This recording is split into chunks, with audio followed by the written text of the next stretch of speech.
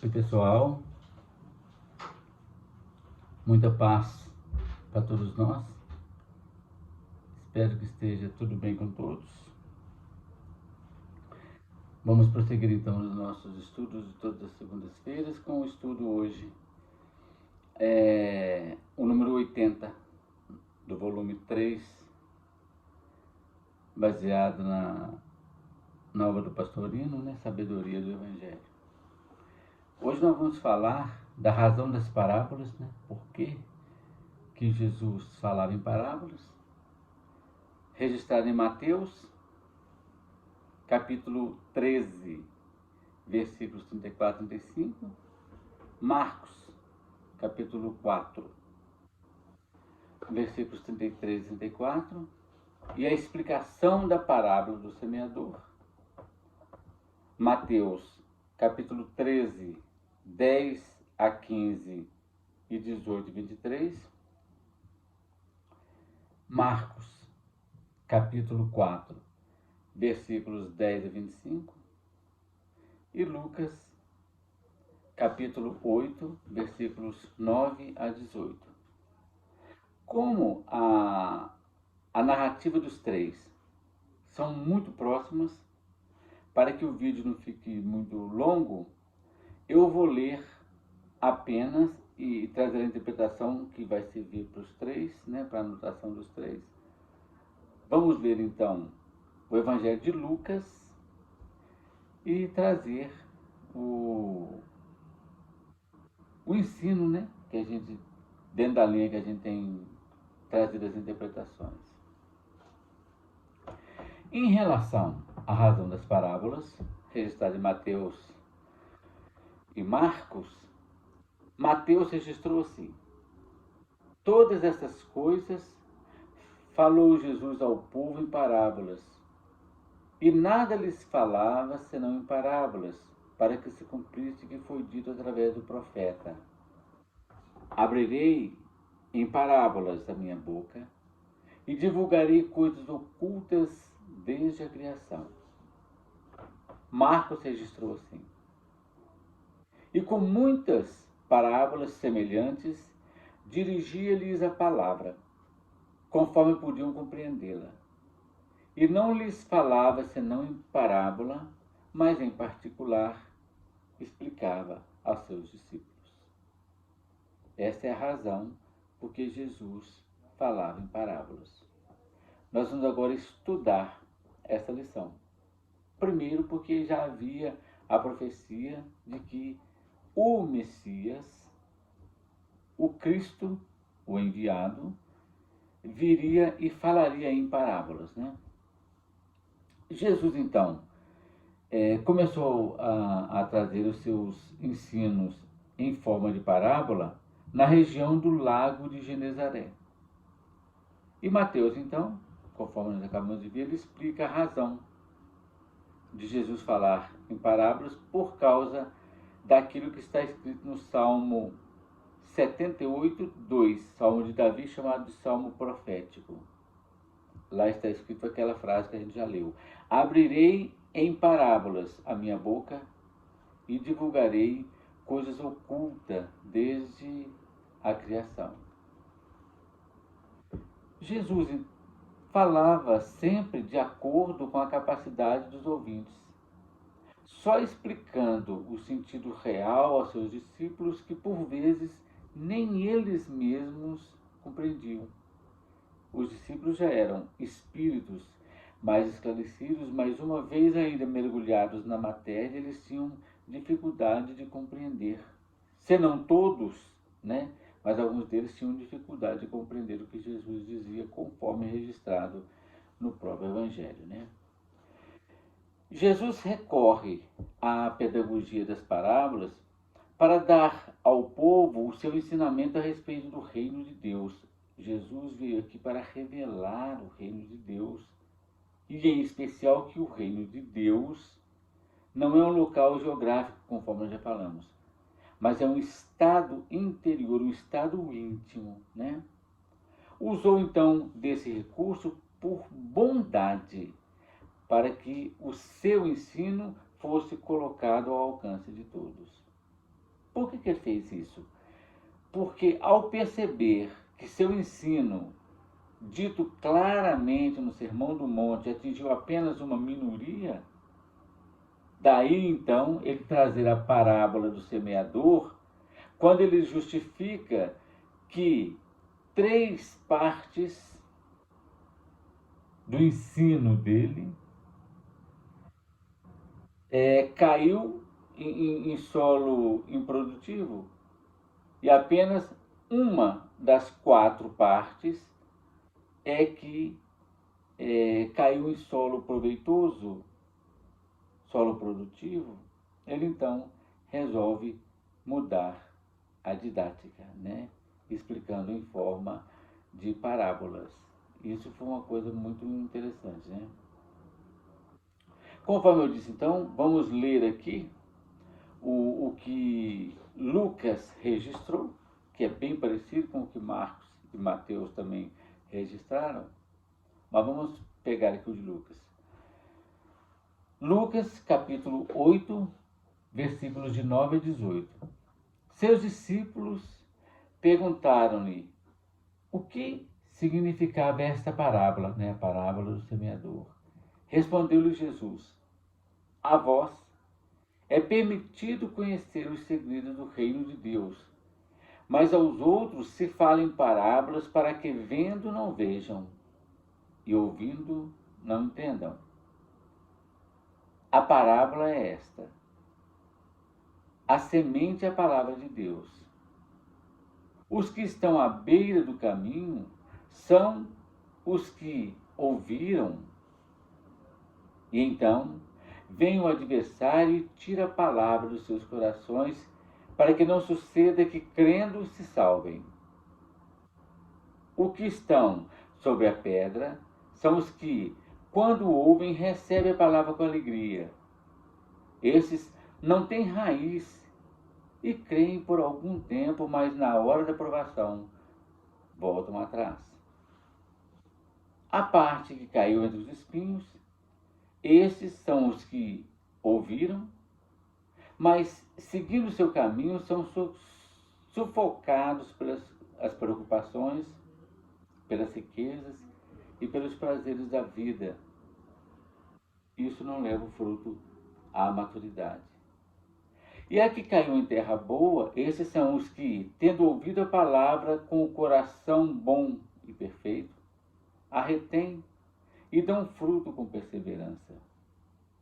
Ninguém, depois de acender uma lâmpada, a cobre com um vaso, nem a põe debaixo da cama, mas ao contrário, coloca num castiçal, a fim de que os que entram vejam a luz. Porque nada há oculto que não se torne manifesto, nem há nada secreto que se não haja de saber e vir à luz. Atentai, pois, como ouvis, porque ao que tiver lhe será dado, mas ao que não tiver, até aquilo que pensa ter lhe será tirado. Ótimo, esse foi o registro de Lucas, bem parecido com os de Mateus e também os registros de Marcos. Entendendo a lição, então. Em resposta à pergunta por que Jesus falava por parábolas, ele explica que aos discípulos é dado, isso é permitido, conhecer os segredos do reino dos céus. E os segredos do reino dos céus são assim. O primeiro, ou não precisa necessariamente ter essa sequência. O reino dos céus não é deste mundo, mas do mundo espiritual. É algo interno, não externo. Ele vem sem rumor das vitórias, sem aplauso, mas vem com o silêncio, né, com a meditação. Ele vem sem orgulho do vencedor, mas com a humildade do vencido. Vem sem a raiva de quem derrota um inimigo, mas com o amor de quem ama seus adversários como verdadeiros benfeitores. Daí a ideia da diversidade que a gente fala sempre, né? Tudo que existe é para que a gente melhore o nosso processo espiritual. Estamos aqui exatamente para experimentar a vida com todas as suas nuances, né? Explicando então a palavra do semeador, Jesus disse que a semente é a palavra de Deus. E a palavra então, Jesus divide em 4 situações, em 4 categorias. A primeira é relativa àqueles que compreendem o ensino do reino, mas vem o mal, isto é, a ignorância, e desfaz o efeito do conhecimento. A segunda categoria é relativa aos que ouvem a boa doutrina, a boa nova, o evangelho, mas não têm preparo espiritual para com elas superarem a dor e as tribulações, se desesperando por qualquer coisa. A terceira é relativa àqueles que ouvem, gostam do ensino, mas o colocam em posição secundária. Acima desses ensinos estão os interesses da vida material e das riquezas. A quarta parte é daqueles que realmente respondem aos apelos daqueles ensinos e produzem em diversos graus, 30, 60 ou 100 por 1, conforme foi dito. Vamos entender, conforme nós trazemos sempre, o que significa isso dentro de cada um de nós, dentro do espírito encarnado. Só que ao invés de dividir em 4, vamos dividir em 6. Primeira, são aqueles que ainda estão presos às sensações da matéria e por isso são iludidos pelo mal, mal aí no sentido da ignorância. Ouvem o ensino, mas não se esforçam por entendê-lo. Se acham então à beira do caminho, à margem da espiritualidade, ainda bastante enterrados na materialidade. Segundo, os que vivem presos à animalidade. Esses ouvem os ensinos com alegria, mas a adversidade da vida, quando chega, causa revolta neles, né? A raiz deles é bem pequena mesmo, e a qualquer contrariedade ou qualquer falta de consideração façam que eles se afastem do aspecto espiritual. Terceiro, relativo àqueles que já têm um intelecto mais desenvolvido e que já apresentam certo domínio sobre as emoções, embora essas emoções ainda influenciem bastante nas decisões intelectivas. Esses ouvem, gostam, chegam mesmo a compreender os ensinos, mas por viverem como que entre espinhos, esses espinhos crescem e sufocam o aprendizado que chega, né? Quarto, os que já começam a caminhada na senda, ouviram o ensino, aceitam com amor, querem vivê-la e já conseguem perceber, né, ainda que um pouco distante, a presença e a ação da individualidade sobre a personalidade, isto é, já conseguem perceber a presença da essência em relação ao processo da aparência. Nesses, o ensino rende 30 por 1, o que já é um bom resultado, mas que tem potencial para fazerem um pouco mais. Quinto, os que conseguiram penetrar certos mistérios, certos segredos do reino, que já obtiveram, mesmo que seja ainda por alguns instantes, o mergulho na consciência cósmica. Já sentiram essa realidade, né? Bem próxima, bem palpável. Esses então já superaram a ilusão da matéria e já conseguem viver, entre aspas, na ânsia do encontro, na unificação total. Sexto, finalmente, aqueles que já obtiveram essa unificação e já se mantêm em permanente encontro com o Cristo íntimo, se tornando já cristificados, obtendo essa libertação plena. Esses, então, produzem frutos 100 por 1. Esses já são chamados de filhos do homem, isto é, herdeiros de si mesmos. São os grandes avatares, esses nossos irmãos maiores que vêm como que literalmente irmãos mais velhos para nos ajudarem na nossa caminhada evolutiva. Né? Concluindo então, a frase que está lá no Evangelho, nada está oculto senão para ser manifesto, e nada foi escondido senão para ser posto à luz, é um grande alerta para nós, né?